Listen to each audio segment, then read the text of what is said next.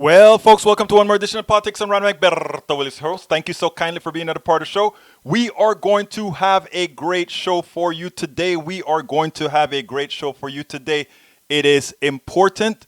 Beforehand, you know what? I want to go ahead and get started right away. Why do I want to get started right away? Because we have a very, very, very full show. So let me go ahead and tell you a little bit about what the show is going to be about as I cue some of this stuff up right now.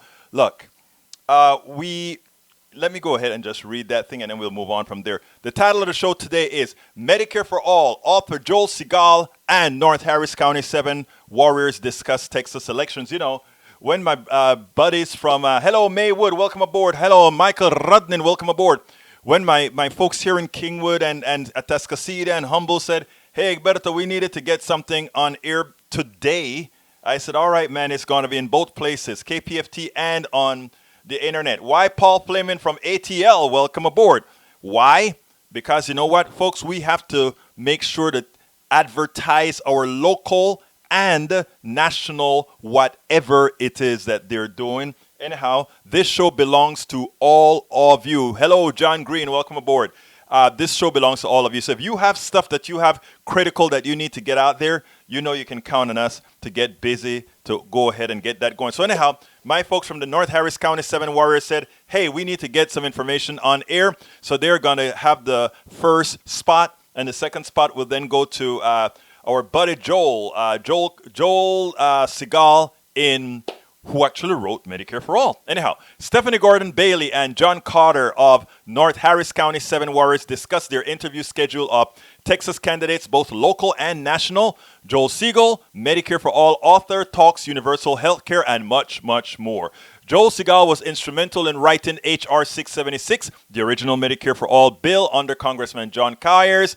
Joel will talk much more than Medicare for All. We discussed the impact on Obamacare, his passions, and much more. He understands that there is not much time.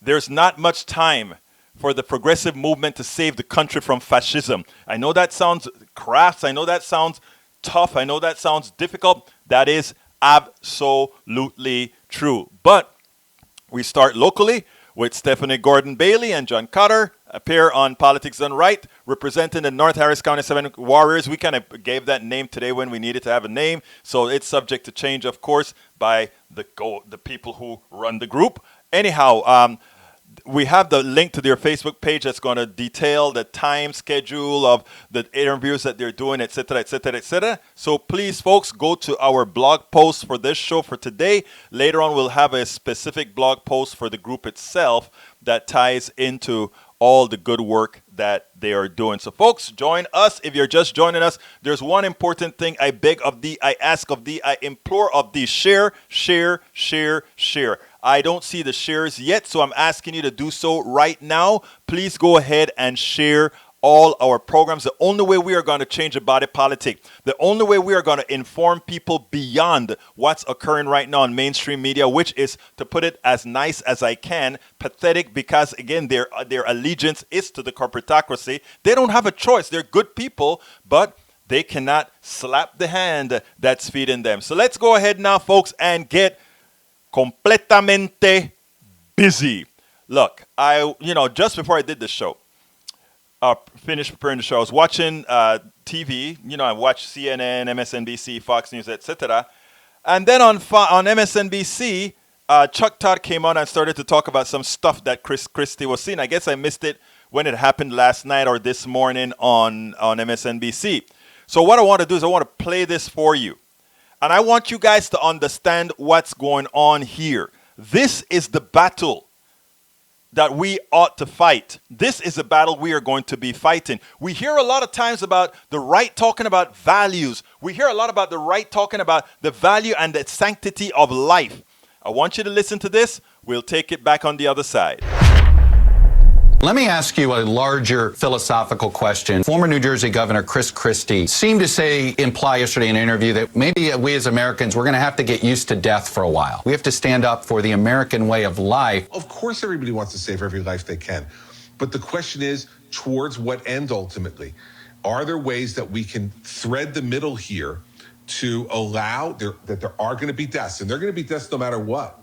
And if we can do things to keep people in the mode of wearing masks, of wearing gloves, of distancing where appropriate, we've got to let some of these folks get back to work, because if we don't, we're going to destroy the American way of life in these families, and it will be years and years before we can recover. Is that where we're headed? We just have to get used to a higher death toll for a while? I don't know what Governor Christie's thinking when he says that. Reminds me of some of what we heard from the Lieutenant Governor of Texas, seeming to almost explain away that people are going to die and treating that like a cost of doing business. I think that's unconscionable. We need to save every life we can save. And that's an American value, and that's what all the people are being celebrated, the healthcare workers, the paramedics, the EMTs, they're being celebrated because they went out and saved lives no matter what. So I think the national goal should be to have the strongest possible healthcare system, to actually address the disparities that have been laid bare and make our healthcare system better, more universal, to save every life. That is consistent with our values. It does not have to be inconsistent with an economic recovery. And I get very worried, Chuck, when I hear folks putting the almighty dollar on a pedestal above saving human life. I don't think that's consistent with what the vast majority of Americans believe. Now, I'm going to say a few things. Those of you that are regulars hear me say it all the times, but I have to repeat it because we get new people over and over and over again. But first of all, it is amazing how the right, they are selective when they're considering the value of life. Chris Christie was about to make a mistake. He said, we have to let some of these people go back to work. He was about to say, to save our economy, to save the American way of life, we're going to have to make some of these people die. That is what he was really about to say, and that was clear. Now, here's the thing. We can sit down there and start talking about, well, most people live, most people don't die. The problem is we don't know who dies. We don't know, and not only that, we don't know who dies. What does it say about a society when, to save a particular economic system, you are willing to have people die? That does not have to be. We don't have an economic system. We don't have a system that is designed for people. In other words, we don't design people to fit an economic system. We define an economic system to fit people. I want you to get that in your heads, and please, brothers and sisters, understand the humanity in what I am saying here. You want to have an economic system designed with humanity in mind. In other words, after we decide what is the value of life, around that value of life, we build an economic system that fits that. You don't build an economic system that says, X amount of people will survive. You don't build an economic system that transfers the wealth to the top, which is exactly what we're doing. Check this out. The first thing people ask is, how is that policy going to affect business? That's the wrong question. The question should always be, how is this policy going to affect humanity? And then, how do we adjust business to fit humanity? Now, as it turns out, when they talk about, we don't want to give people UBI, basic income. There is a video going around, and it drove me crazy because a lot of friends as well are putting that video out by a very unintellected and a pastor. And the problem I have when pastors get into politics is that because people who listen to pastors believe in faith, and because faith does not require facts, they are able to convince quite a few people to do certain things. But anyhow, here we go. This pastor is out there talking against UBI, Universal Basic Income. This pastor is out there talking about giving away monies to people to survive this pandemic, as opposed to giving it to corporations.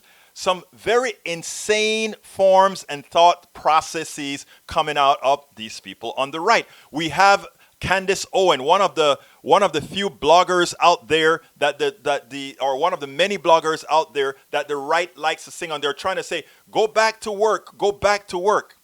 Like I've told many of us, we should talk about this. We should say, okay, we'll go back to work, but for going back to work, let's make sure we have universal health care so that in the effect that we get some sort of an illness, we we're taken care of, we do not have to go bankrupt. So the pact between society and business ensure that all Americans, not based on where they work, but all Americans have health care. And then we'll go back to work, because we know if we are the unlucky few who get really, really, really sick from COVID-19, that we will be taken care of. Also, ensure that if we go to work and get sick, there is sick leave, because we don't want to stay without, because we sacrifice our well-being to work for society. It's amazing. The corporations are always saying, they always say, wait a minute, we take risks. And because we take risks,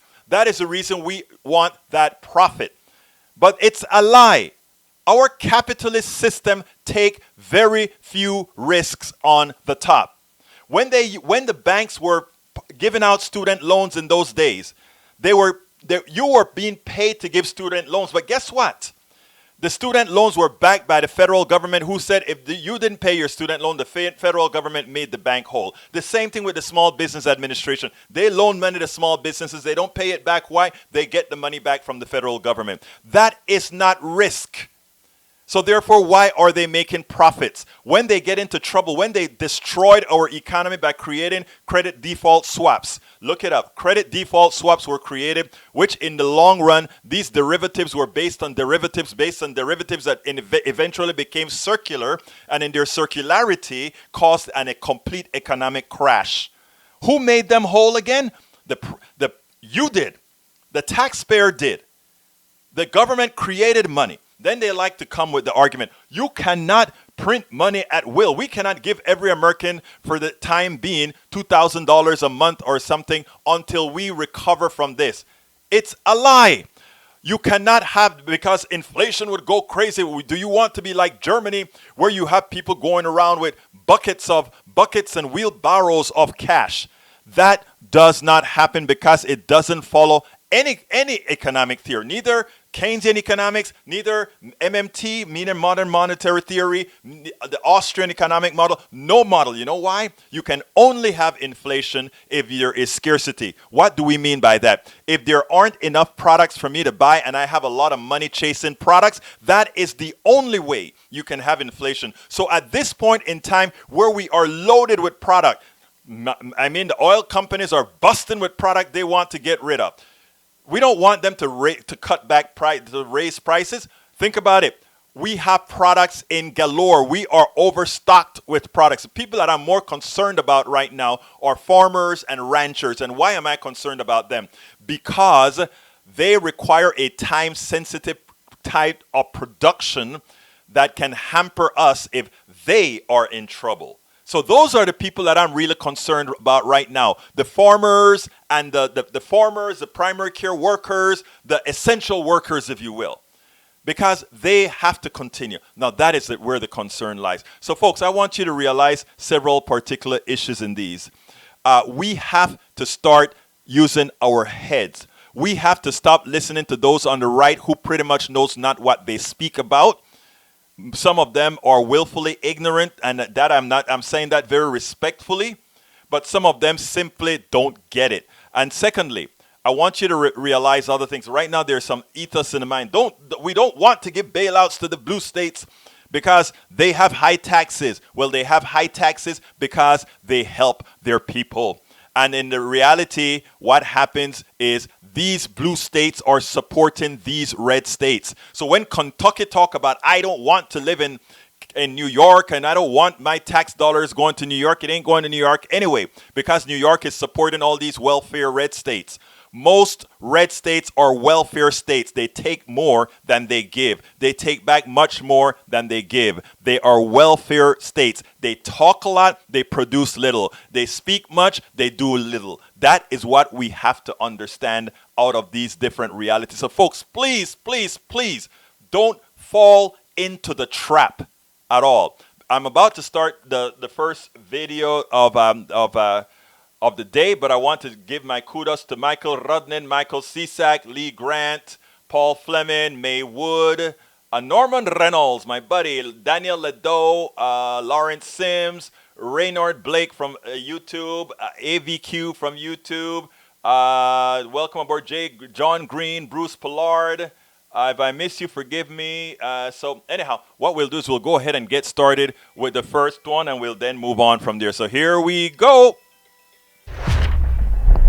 Welcome to another edition of Politics Done Right. I'm here with the North Harris County 7 Warriors. You know, we talk about engagement, political engagement, and changing the body politic. Well, you know what? These guys have already changed Harris County, and they intend to change the entire Texas. And with that, they are beginning to do interviews and making sure that you guys make the right choice. So I'm honored to have both John Cotter as well as Stephanie Gordon Bailey. Welcome aboard, guys. John, I understand that you guys, in order to make sure the people that you represent are well informed, that you are starting sort of a debate schedule to make sure all these people are accounted for. Why don't you tell me a little bit about that, John? You know, one of the things that we wanted to do was host a forum or a debate like normal times where people get together and get to meet the candidates. But obviously with our stay-at-home provisions, we weren't able to do that. So we came up with this new format, and we're going to, during the month of May, on Tuesdays and Thursday evenings, host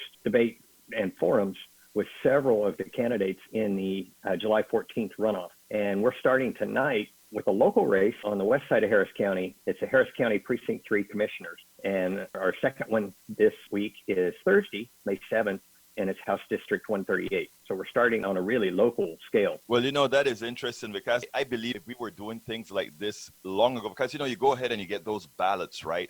And those ballots are so darn long and you're looking at it and you don't know what you're voting for. Now, Stephanie, tell me about how can people, first of all, find out how to get in touch with you all, how to get in touch with where to see this? So it's going to be on Facebook Live. We actually are having the candidates on Zoom, but we're going to broadcast it through Facebook Live on our Facebook page. It's 2020 Candidate Debates is our Facebook page.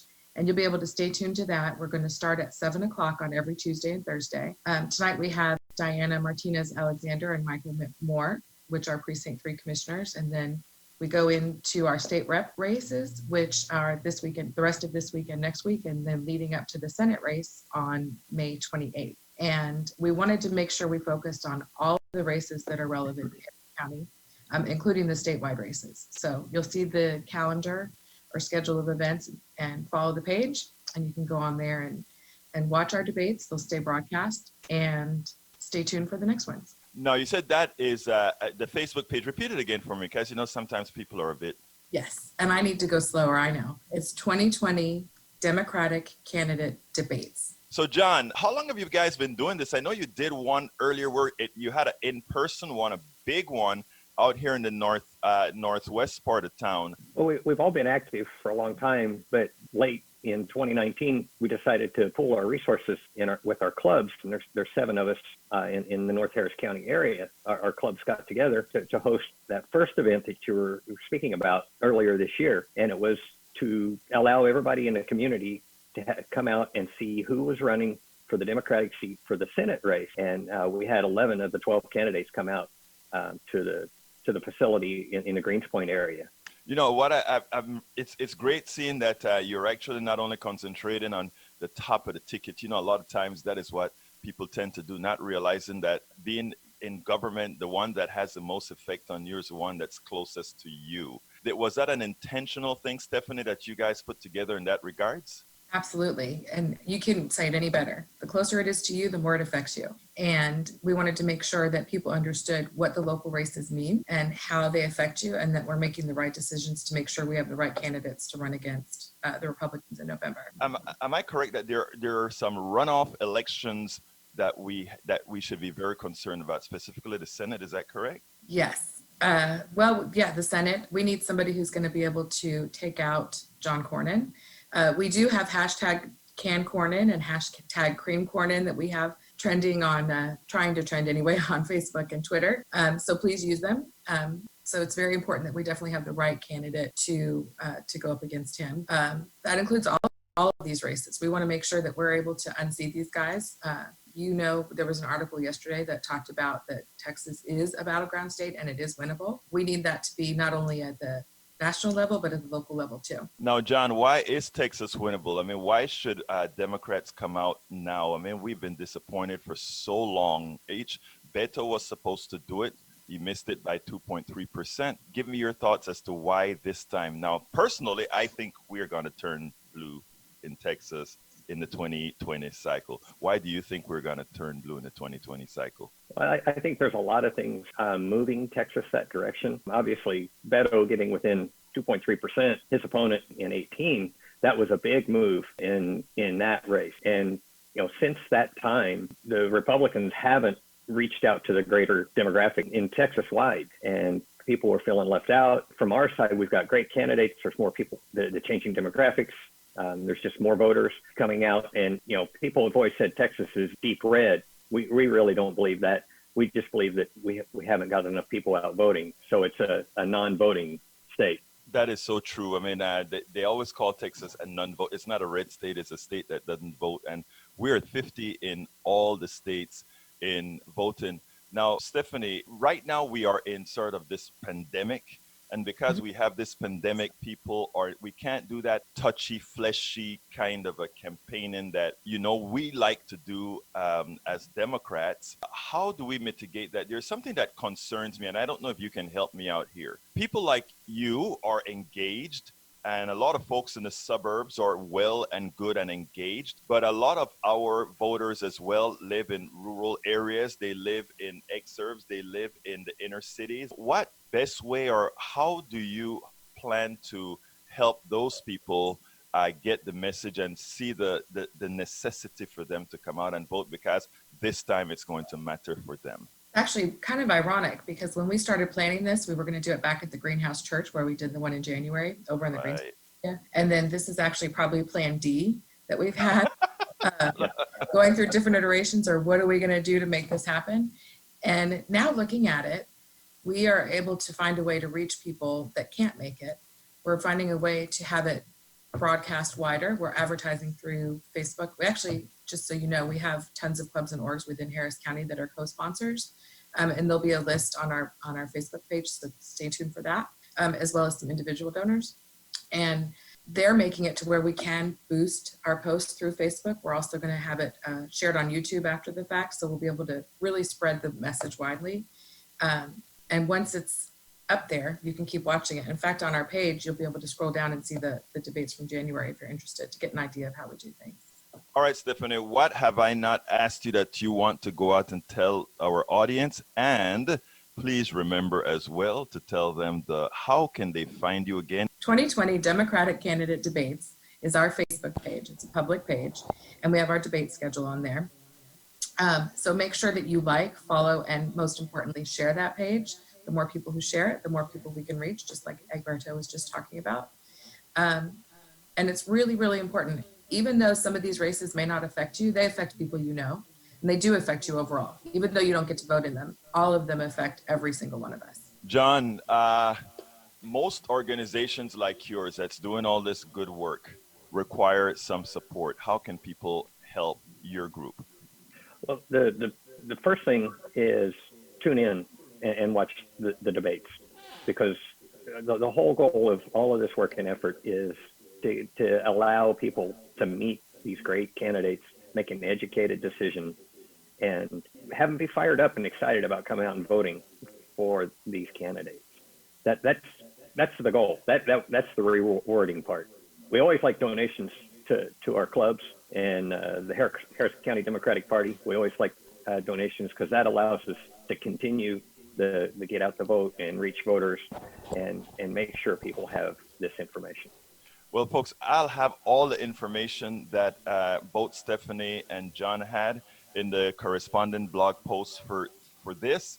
I want to thank so kindly you guys for coming on this early on the show, because I tell you, the thing that bring the biggest smile to all of us that are activists, you included, is when we're actually engaged and making that change that we know have to get done. So I want to thank you so kindly. All the information that you gave me here, all the information that you're yet to provide me, will be in the blog post for this show. And so thank you for being on Politics Done Right, and keep doing what you're doing. Thank you so much. Thank you, Roberto. Okay, I hope you enjoyed that. Now, the next interview is with Joel Segal. Joel Segal worked for John Conyers in the Congress. And I don't know, for those of you who don't know, the kind of original Medicare for All bill was called H.R. 676. He is one of the authors of that particular bill. So I was on a call with him, with Representative Dennis Kucinich and a couple of mayors. I think the mayor from Arizona and Phoenix, and the mayor from, I don't remember where the other mayor was from, and we were sort of on a conference Zoom discussing a whole lot of issues relative to COVID-19. And I said, you know what, let's go ahead and do an interview from Joel and talk about what really needs to be done. For all of those who are listening and watching about this stuff about going back to work and all of that, we go back to work, or we should say we go back to work when we get health care. We go back to work when we get sick leave. Let's start becoming a humane society. Here we go. Take it on the other side. Welcome to another segment of Politics Done Right. Today I have a special guest for you. I met this special person on it's not a live chat, it's a conference that we had with several mayors, with Dennis Kucinich, Representative Dennis Kucinich, and quite a few others.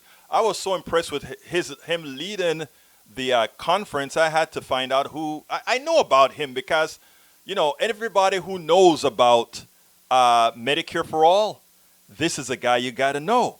So when I saw him on the call first, I was a bit shocked, right? But thereafter, it was like, wow, he doesn't look like just that kind of a guy that stands behind the paper as a lawyer and write these policies up. This guy can talk.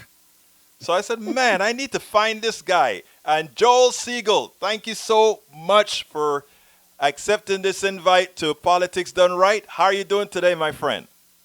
I'm healthy and breathing, and I feel like I have a hermano. I got a new brother with Egberto. I'm just honored that our universe has brought us together. You're a wonderful person. I think you're one of the best talk show hosts I've ever seen or heard. I've been on these shows for 30 years, and you're one of the best I've seen. Well, I mean, how much did I pay you for that again?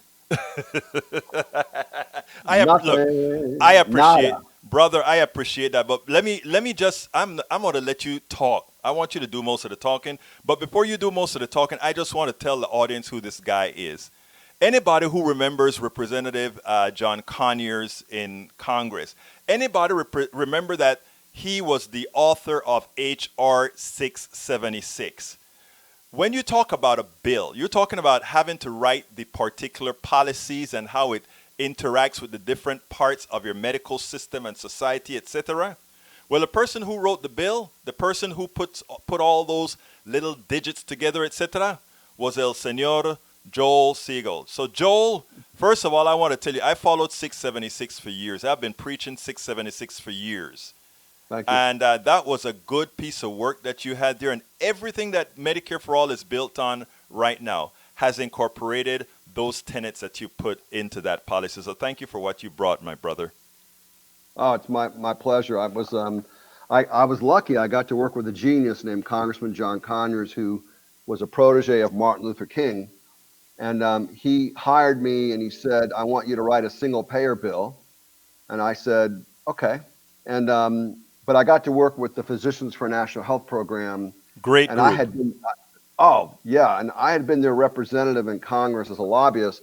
So I called on them and I said, look, this is our chance to come up with the best gold standard bill that would reflect the best practices of physicians. But I came at it as a patient who grew up uninsured and had so many problems with the healthcare system. I owe about $150,000 in medical bills. So it was drafted in the spirit of the uninsured patient, and then what would a physician want? And I wanted a Medicare, system. How would a Medicare deliver a universal healthcare program? And the two former editors of the New England Journal of Medicine, they helped me too with the final draft, and Harvard Medical School doctors and award-winning economists, and it was really a team effort. Well, I mean, team effort is one thing, but I mean, you really drove that thing through. What do you think is going to be the faith now? We have Jayapal and Bernie that's trying their level best to continue the the mission, continue on the path to get this stuff moved forward. How do you think we're going to get it, especially since the chosen one for the Democratic Party and the one that likely will get elected is Joe Biden, who says Medicare for all is a giveaway? It's a great question. Well, first of all, I didn't think that Medicare for all was going to see the light of day. I used to joke with my older brother, Larry. I'd say, well, about when I'm 90 years old, maybe they'll take it seriously. But I was stunned that after the passage of the Affordable Care Act, known as Obamacare, and I was one of the lead staffers to help shepherd that bill to passage with several other staffers and members of Congress and grassroots organizations. I was amazed at that Bernie ran on it and Dennis Kucinich ran on it, and I think that the reason why it stood the test of time is A, it's the truth. B, it's so simple to understand, right? A publicly financed, privately delivered healthcare system like Medicare. But Connors and I traveled together for 13 years, almost every weekend, to all 50 states, a few hundred cities, and we built political power in all those states and all those cities because I knew if I left the Hill that this movement would have to live far beyond me.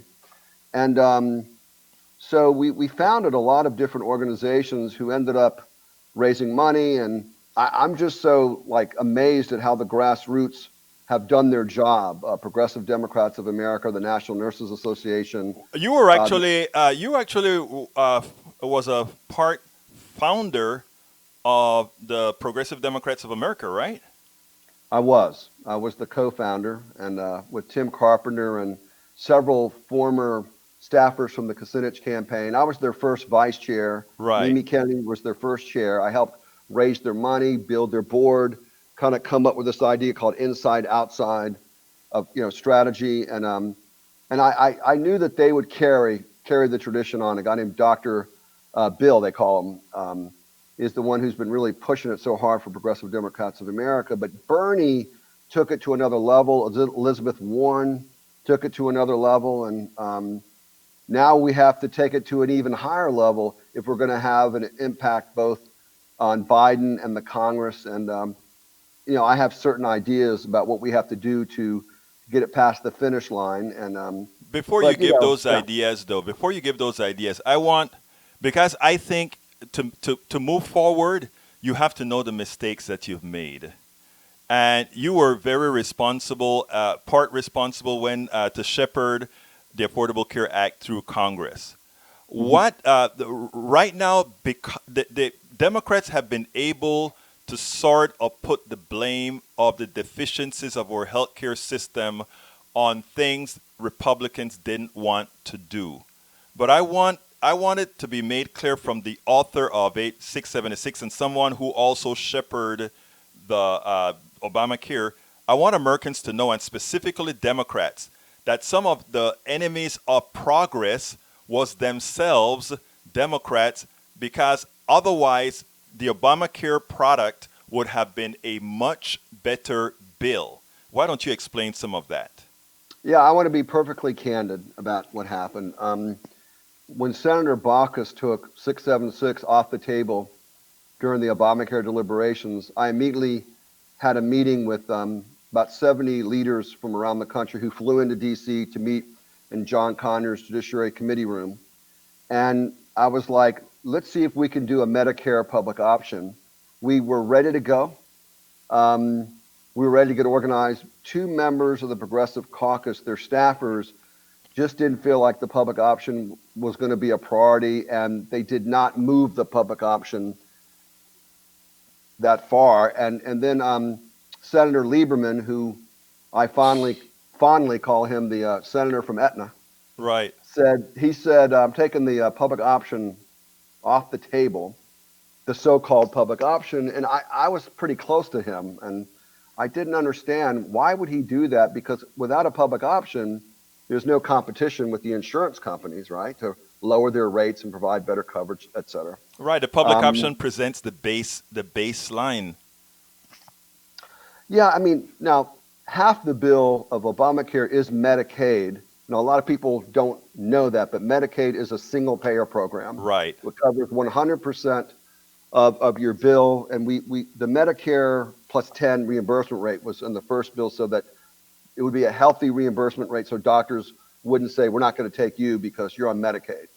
And I remember when Congressman Waxman was talking to a bunch of us at a conference about healthcare, he said, now for those of you who are for single payer, we have a Medicaid. And I remember saying to myself, wow, this is really cool. I didn't think he was going to do that. And that was because of the single payer HR 67 movement. In terms of the mistakes made, I would say lessons learned would be if you're going to ever consider passing Medicare for all single payer, there's going to have to be a much larger movement. There's not a single payer full-time office in DC. There's not a single payer PAC. There's not full-time organizers who are really being paid to do this. And until that happens, it's going to be a long, long way to get there. But I'm convinced we can get there because our healthcare system is falling apart in front of our very eyes. 30 million people about to be uninsured because of COVID-19. Now, I'm glad that you said that because when we talk about we are going to have to mobilize, I've been telling my audience for quite a while now that we have to really be optimal in the way we use the next 2 to 3 months because everybody is going to be in there challenging because everybody knows that we're going into some sort of depression. And how we get out of it, how we are designed out of it is whoever has the ears of those politicians who are going to pass the policies that get us out. Now, normally as happened in 2008, the policies were corporate centric. We got the pittances. Likewise, again, if we're careful, the same thing will occur again. My expectation with having people like you in the fold, that we are actually going to do exactly what you just said, and that is mobilization has got to begin. You're talking about having an office in Washington, D.C. Yeah, you may have an office in Washington, D.C., but in my humble opinion, we also have to be virtualized around the country for a new education process. Let me ask you a question this way. Absolutely. And this right. is simple, right? I've always wondered why basic math never applies to healthcare if it wasn't just a political issue. In other words, when did having additional expenses reduce the cost of something when single payer removes a large percentage of those expenses, not only on the side of not only on the side of the corporations or the people, but on the side of the doctors? Well, first of all, what single payer does, and you can see this in Europe, and I'd say the best example is Taiwan. Taiwan literally has 676. I mean, right. The same doctors who helped me draft 676 are the same doctors who helped draft the Taiwan plan. And what single payer does is it keeps the cost curve of medical care flat. Right now, it goes up exponentially every year because it's basically a for-profit, right, corporation, both the insurance companies, hospitals, long-term care centers. It's often stockholder driven and owned. So there's no way for there to be cost controls. And until you have a Medicare for all single payer system, the costs are going to go up trillions of dollars. Whenever critics say, oh, single payer is going to cost $30 to $40 trillion, I'm like, nope, the current system is going to cost $30 to $40 trillion because there's no global budgeting of the hospitals. There's no way that the government can negotiate down prescription drugs. I'll give you an example of Egberto of insane healthcare cost.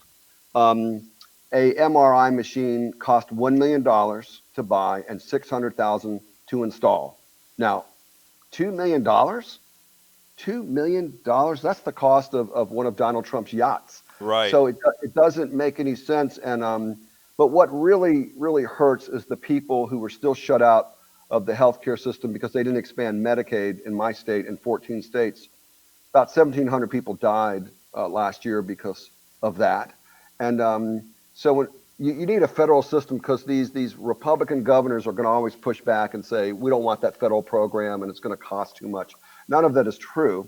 All that being said, why not replicate what works in every other country and get everybody covered and save hundreds of billions of dollars a year. And a universal system, you show your card to any doctor you want, any hospital you want, any provider you want. You scan your card. It shows your medical background. You leave with no copays, no deductibles, no cost sharing, no bills, no bill collectors calling you every second like they do me, no bills in the mail. We don't need that system. That's the old system. We need a new system. Absolutely. So, well, I mean, I think that is something that we ought to work for. I think that is a passion of many of us. Like I said, from Occupy Wall Street, where we had the real genesis of starting of this type of program in here, to now, I think it is time. I think more than ever, Americans are going to see that employer-based insurance makes absolutely no sense, because as the 30 million have lost their jobs, the 15 million or so of those that were lucky enough to have insurance will join the family of the uninsured. And I think that is going to make a big difference. Well, look, we've discussed Medicare for All, which is, I think, something most people are interested. But I want to take you a little bit beyond that, because Medicare for All is just one segment of our economy. I think what we need is a complete economic restructure where we are human-centric as opposed to corporate-centric. I've always told people many times, when you ask, whenever we put out policy, you're a policy wonk that can speak. I love that. A policy wonk that can speak and appeal to people, and people can understand them. That's great. Let me And tell play you. the bass guitar. Go ahead.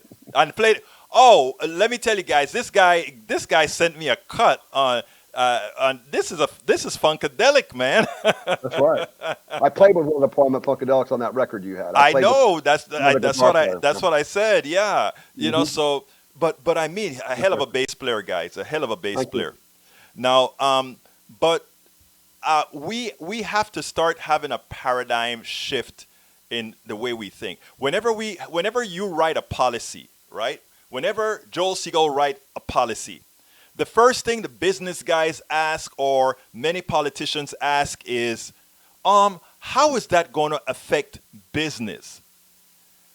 In Spanish, we say, eso está trastornado, which means that's like reverse, crazy. Every policy that you pass, the very first thing you should ask is, how does it affect humanity? How does it affect the citizens of this country? Exactly. Right? And after you ask that, you say, how do we fit the corporation into that modal? My question to you, Brother Segal, is how best do we educate Americans to stop thinking how the Powell Manifesto told them to think, to ask about business first and not ask about you, Joel, you, Peter, you, Paul, you, Anna, first? I love this interview, man. You're really asking questions that are so salient and rarely asked, so thank you for this question. First of all, everyone should read the economist Paul Krugman. I love him. him. He wrote a book. Oh, he's the best. New York Times economist, but he wrote a book called End This Depression Now.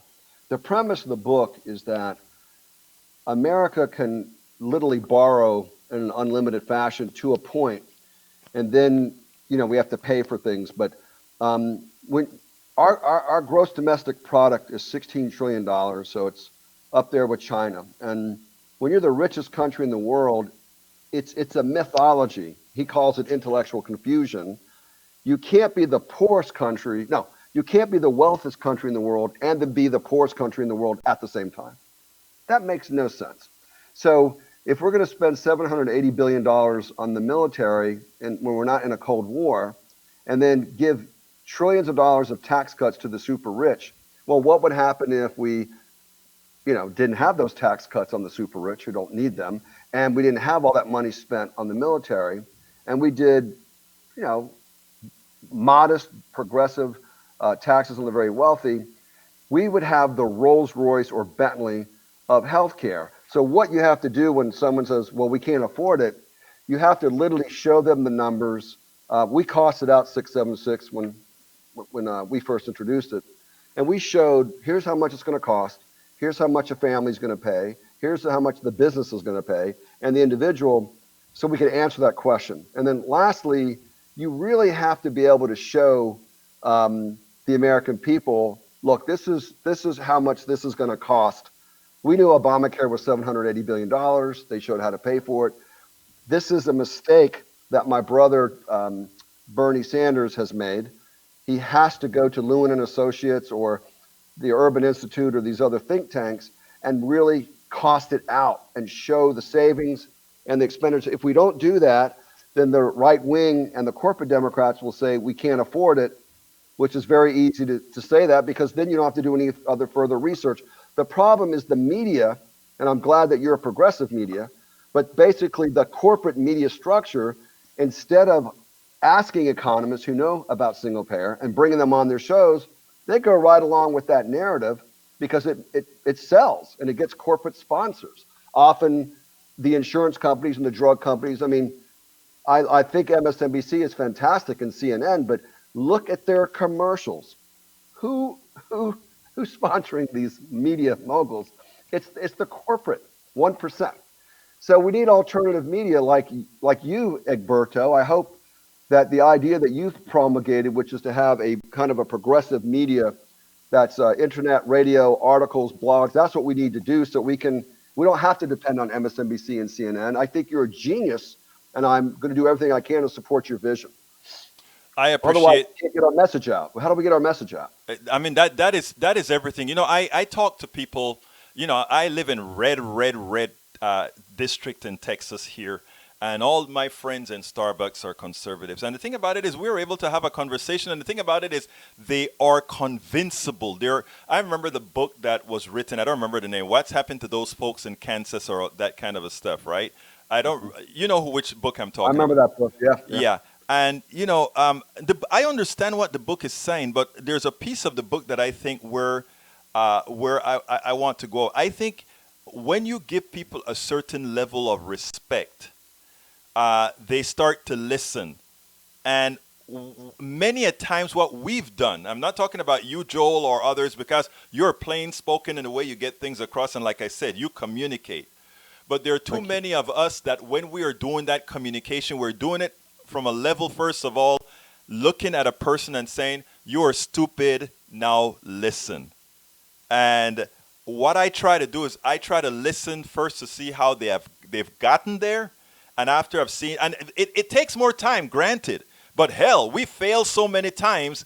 If we had taken some time, maybe, I'm talking to a sect of us now, not all of us, taking some time, maybe we would have gotten that delta taken care of so that we could get that little bit more that we needed to get many of the policies that we want come across. Because look at progressive policies. I went to Netroots 2015, and Elizabeth Warren was there. Elizabeth Warren gave a speech that brought the House down. Elizabeth Warren went to the stats and pointed out that if you were to forget about Democrats and Republicans and spoke to all Americans and asked them what they wanted, the policies that you write, Joel, the policies that you write are the policies Americans want. Yes, I mean, I write from the experience of someone who was, I grew up in an upper middle class family. My father died when I was 14. I had to go to work at 15.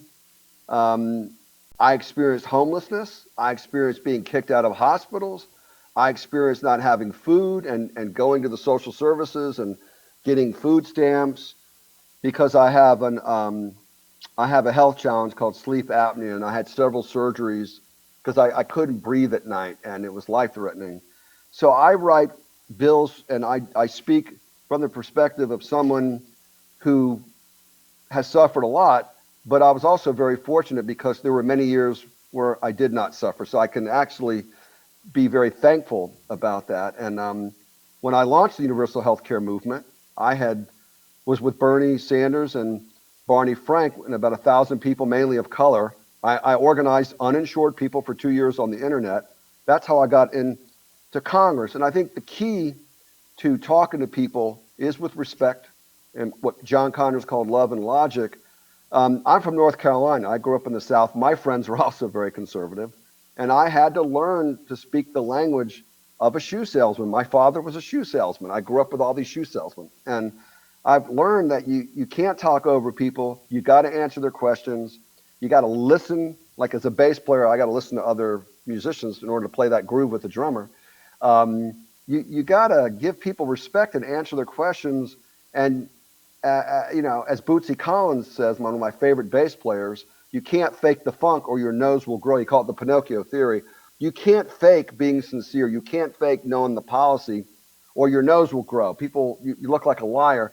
But people, if they want to advocate for single payer, you've got to be able to explain single payer and know the policy. A lot of people still have never read the bill, HR 676. I know. I wrote it. It's only 26 pages. I would tell people, read the bill. I wrote it so a 12th grader could understand it. I wrote it that way on purpose. I told the drafters on the Hill, I want you to write it so it's simple so anyone can understand it. And when Conyers first saw the bill, he got a little upset and he goes, why is this bill so thin? I said, because the Canadian healthcare system, about 16 pages. But if you're not happy with it, I will talk to the former editors of the New England Journal of Medicine, medical school. He said, oh, okay. I'm okay with it then. Well, it turned out I was right. Shorter the better. Healthcare is not that hard. No. It's not hard. You've got to go to a doctor or a hospital or get your drugs or get your medical equipment. They got to get paid. How hard is that? Just have the government pay for it and then get rid of the middleman, the insurance companies. That is so smart that statement is what people don't get. The reason we put complexity into healthcare is so that we could have skimmers, so that we could have people who profit undeservedly from the system. If it's simple, there's no real way to profit. But you know what? We don't mind profit. We don't mind the private corporations doing their thing. The thing about it is there are certain parts of society that belongs in the commons. There are certain parts of society that shouldn't be for profit, because profit means, Joel, your humanity depends on whether my shareholder is going to get that profit or not. And you know what? The fiduciary responsibility of the corporate executive is to the shareholder, not to the worker, not to the patient. That's their fiduciary responsibility. You're a lawyer, you know that. Well, that's exactly right. I mean, Mr. Conyers used to say, the reason why the current system doesn't work, Joel, for healthcare? I'd say, why? Because it's run like a business, and you can't run healthcare like a business. It's got to be a public commodity. And, the biggest mythology that we're dealing with now is coming from Joe Biden. Yes. And Biden will say, to distinguish himself from Bernie Sanders, people love their private insurance. And if we do Medicare for all, I'll veto it. Well, no, sorry. People like their doctor. They don't like their private health insurance. I mean, maybe 0.1% like their private health insurance. And usually these are people with trust funds, gold-plated, plans from the AFL-CIO or the bank. Majority of people cannot stand their health insurance. And I really think there needs to be a poll taken by, AP, UPI poll, where they ask people who are uninsured with health issues like me, do you like your health insurance? They're going to say no. We never hear, I pitched a movie called Sicko to Michael Moore years ago. And he made it. In order to, well, boy, did he make it. It's one thing to pitch an idea. It's another thing for it to be a Picasso, but he just did a phenomenal job. And we were losing badly in Congress on Obamacare and single payer. I wanted members of Congress who were basically white and rich, and the staff who were white and rich, to understand the plight of the uninsured. And I knew they didn't understand. And I knew if there was a movie with people in the movie talking about what it's like to be uninsured, we could turn that around. And sure enough, Michael Moore did this phenomenal movie. I was with him the last day of shooting. He's a great guy. And when that movie came out, we showed it on the Hill. We showed it in D.C. And I remember a Secretary of Defense, former Secretary of Defense, looked at me and he goes, I did not know how bad it was. And a friend of mine who works for NBC now, a senior producer, said, Joel, I didn't know how bad it was. And I was like, yeah, that's why I wanted to make sure we did this movie. We need to do an updated movie of Sicko 2, interview people who have private health insurance. Interview people who've gotten insurance from Obamacare. Interview people who did not get Medicaid. Show the system as it is now, which is morally corrupt, morally bankrupt, costly. People still getting turned down even from hospitals. There was a 17-year-old kid who was uninsured, got turned down from a hospital because he was uninsured. He died in his car of COVID-19. Yes. The average bill, Egberto, for a COVID-19 patient is $30,000. Are you going to have a bake sale to pay for that? Or, GoFundMe? No. Hell no.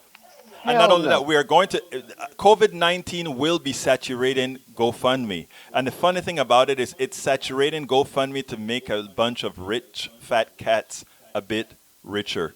Now, I'm glad that you mentioned that about telling the stories, because in our little way here, what I've been doing is probably every couple of weeks or so, we get somebody who comes and tell their story. And it's amazing. I had a woman, her name is Rose Williams, who came and told her story about having breast cancer.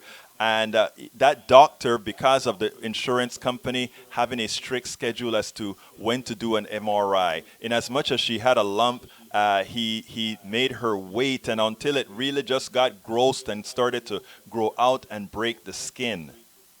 Oh my God, Didn't okay. she get coverage? She survived, but it was all driven by the insurance company that people are supposed to love. Look, Joel, we are coming to the end of this interview.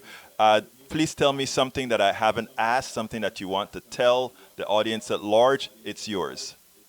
We need a unified progressive movement that'll create a human-centric America. We need a rebirth and a reset where corporations are not king, rich people don't rule us, but govern us, and we, the people, have to take matters in our own hands peacefully, have universal health care, jobs for all, housing for all, 100% clean renewable energy. We got to get rid of poverty. We don't need a prison industrial complex. We don't need homeless people. Let's envision a new America, and let's find people like you, Egberto, to be leaders of that movement, because we could do this. It's a democracy. And I'll close by saying people often point the finger at the 1%. I would say examine the 99%. And why hasn't the 99% been able to do something about the 1%'s moral corruption? We need a new America and a new world, and I look forward to building that with you and all your people who are listening to your show. And I'm honored to be on your show. You're a phenomenal talk show host. I can't wait to see you go nationally. Thank you so kindly for the kind words. Joel Segal. Joel Segal, I always say it wrong. Executive Director of Justice Action Mobilization Network, and a hell of a bass player who can actually do Funkadelic like Funkadelic does it. Thank you so kindly for the interview. Keep the funk alive. There you go. All right, folks, I hope you like that. Now we're at the end of the hour, so I got to go real quick to asking you to please remember, do support Politics Done Right. Go to store.politicsdoneright.com. Go to store.politicsdoneright.com. I'm going ahead to add that into the stream. So if you visit that store, anything that you go ahead, oops, I put the wrong thing in there.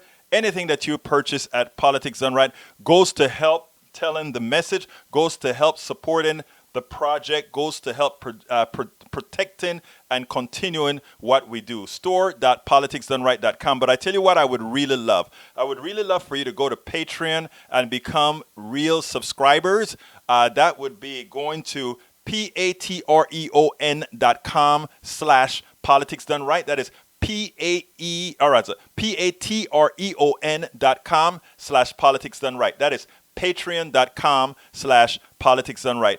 Alternatively, you can go to our PayPal and do the same thing at PayPal. That would be a contribution or a series of contributions if you want.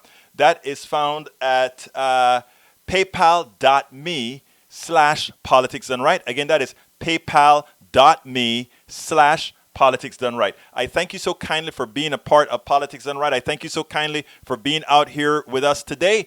I know you have places to go. There's a lot of stuff you can go out there and see. That you're with us means that you like what we're doing. Please go ahead and help us get the message out. My name is Egberto Willies, and you know how I end this baby. I am what? Out! I'm Egberto Willies, host of Politics Done Right, an independent news program. I post several news videos of interest every day. I ask you so kindly to subscribe to my channel, and please leave me some comments. Thank you very much.